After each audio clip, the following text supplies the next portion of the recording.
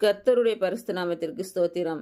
இன்றைய நாளுக்கான தேவ வார்த்தை 2 கொரிந்தியர் 9ஆம் அதிகாரம் 8 மற்றும் 15ஆம் வசனங்கள்.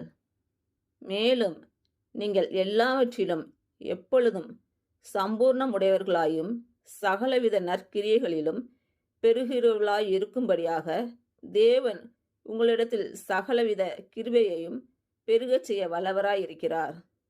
தேவன் அருளிய சொல்லி முடியாத ஈவுக்காக அவருக்கு ஸ்தோத்திரம். இன்று பிறந்த நாள் மற்றும் திருமண நாள் காணும் அனைவருக்கும் கர்த்தராய் இயேசு கிறிஸ்து நாமத்தினாலே வாழ்த்துக்கள். கர்த்தர் உங்கள் பலவீனங்களை மாற்றி உங்களுக்கு பலத்தை கட்டளையிடுவாராக. கர்த்தர் உங்களையும் உங்கள் பிள்ளைகளையும் உங்கள் பிள்ளைகளின் பிள்ளைகளையும் ஆசீர்வதிப்பாராக. கர்த்தர் உங்களோடு இருந்து உங்கள் பணிகளையும் பயணங்களையும் ஆசீர்வதிப்பாராக. ஆமேன்.